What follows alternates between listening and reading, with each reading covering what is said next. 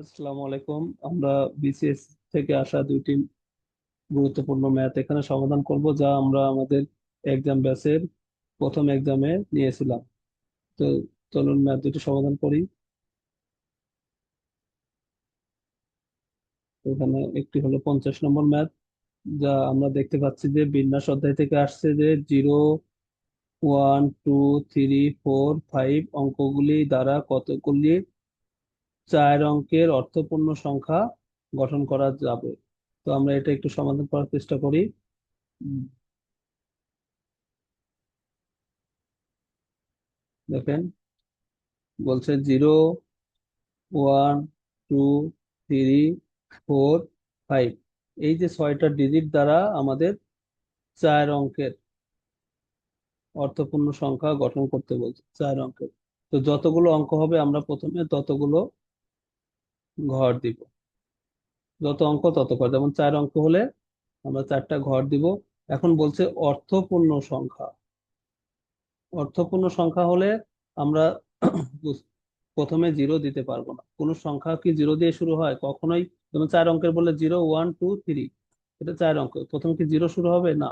প্রথমে তার প্রথম ঘরে আমরা জিরো বসাতে পারবো না, এবং কোনো সংখ্যা রিপিটও করা যাবে না। এটা অর্থপূর্ণ সংখ্যা করতে গেলে আমাদের যেহেতু জিরো দেওয়া যাবে না, তাহলে জিরো ছাড়া আছে কি কি আমাদের, আমরা একটু দেখি। জিরো ছাড়া আছে 1, 2, 3, 4, 5। তাহলে এই ঘরে আমরা কিন্তু ওয়ানও বসাতে পারবো, টুও বসাতে পারবো, থ্রিও পারবো, ফোরও পারবো, 5 পারবো। এই ঘরে আমরা জিরো ছাড়া বাকি 5টা পারবো। যতগুলো নিতে পারবো ঠিক ততগুলো লিখবো আমরা এখানে। 5টা পারলাম। এখন সেকেন্ড ঘর।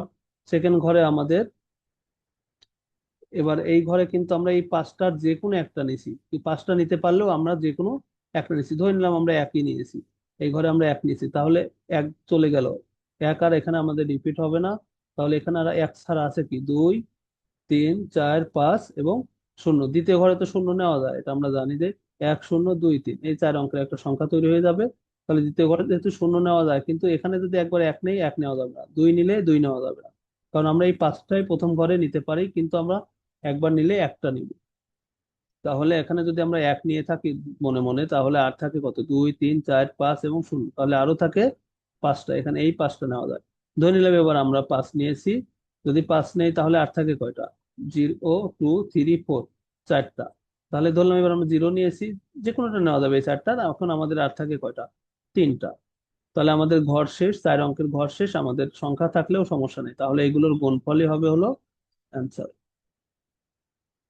অ্যান্সার কত আসবে? 4, 5, 5, 25, 4, 25, 100, 3 গুণ করলে 300। এটা আমাদের অপশন কততে ছিল দেখি। এই যে অপশন ঘ। তো ঘতে ছিল, কিন্তু আমাদের যেটা বিশেষে আসছিল যে 0, 1, 2, 3, 4 দ্বারা 5 অঙ্কের, এটা আসছিল, যার উত্তর ছিল হলো 96। আমরা এটাও দেখি। এটা আমি একটু এক ঘর বাড়াই দিছি, একটা ডিজিট, এবং এক ঘর কমাই দিছি। তো আমরা একটু দেখার চেষ্টা করি যে 0, 1, 2, 3, 4 এটা দ্বারা 5 অঙ্কের অর্থপূর্ণ সংখ্যা। তাহলে যতগুলো অঙ্ক ততগুলো ঘর। আমরা 1, 2, 3, 4, 5টা ঘর দিয়ে দিলাম। এখন আমাদের যেহেতু অর্থপূর্ণ সংখ্যা করতে বলছে, এখানে আমাদের আছে 5টা ডিজিট, কিন্তু প্রথম ঘরে আমরা জিরো কিন্তু নিতে পারবো না। তাহলে আর থাকে কয়টা? 4টা। যতগুলো নিতে পারবো তত লিখবো, যেহেতু 4টা, আমি 4টাই নিতে পারবো, কিন্তু আমরা নিবো হলো একটা। ধরে নিলাম আমরা এক নিয়েছি, আর থাকে কয়টা? 3টা। এবং এই ঘরে তো জিরো বসানো যায়, তাহলে এবার কিন্তু আমরা জিরো নিতে পারবো, তাহলে আরো থাকে 4টা। এবার ধরলাম আমরা কত নিয়েছি? প্রথমে এক নিয়েছিলাম, এবার ধরলাম দুই নিয়েছি। এখনো তো আমাদের কয়টা আছে? 3টা। এই ঘরে কিন্তু 3টাই বসানো যায়। ধরলাম এবার জিরো নিয়েছি, আরো থাকে 2টা, তাহলে এখানে 2টা নেওয়া যাবে। যদি 2টার ধরলাম আমরা একটা নিয়েছি, আরো থাকে একটা। এবার এদের গুণফল হবে 4, 4, 3, 2।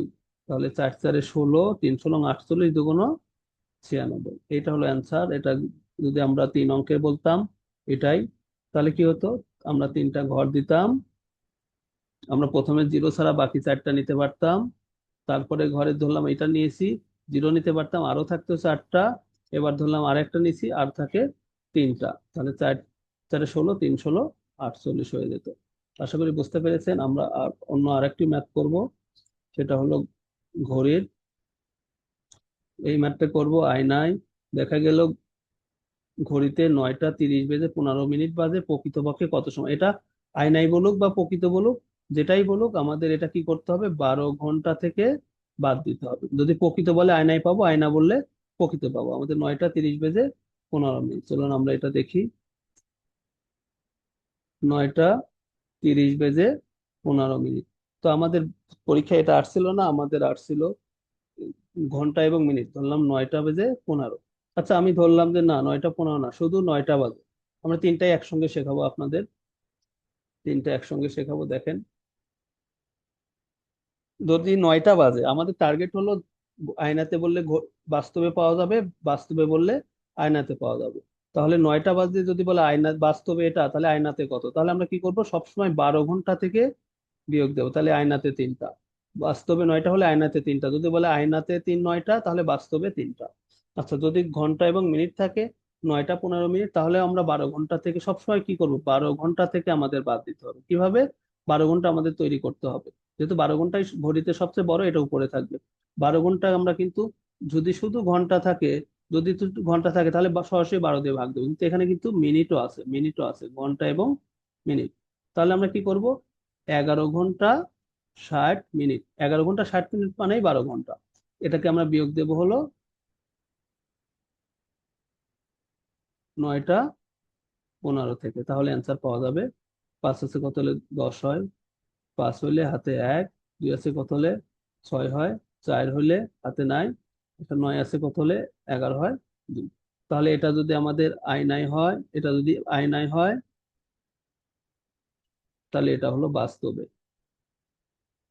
এটা যদি বাস্তবে হয়, তাহলে এটা হলো আয়নায়। আয়নায় বললে বাস্তব পাওয়া যায়, বাস্তব বলে আয়না পাওয়া যায়। তাহলে এটা আমাদের পরীক্ষায় আসছিল, যে এটাতে কেমন দেখাবে, বাস্তবে এরকম হলে আয়নাতে কেমন। আমাদের টার্গেট হলো 12 ঘন্টা থেকে বাদ। 12 ঘন্টা আমাদের তৈরি করতে হবে। এখানে ঘন্টা আছে, মিনিট আছে, এখানে ঘন্টা আছে, মিনিট আছে, সেকেন্ড আছে, এইভাবেই আমাদের তৈরি করতে হবে। তাহলে আমরা বলতে পারি 11 ঘন্টা 59 মিনিট 60 সেকেন্ড।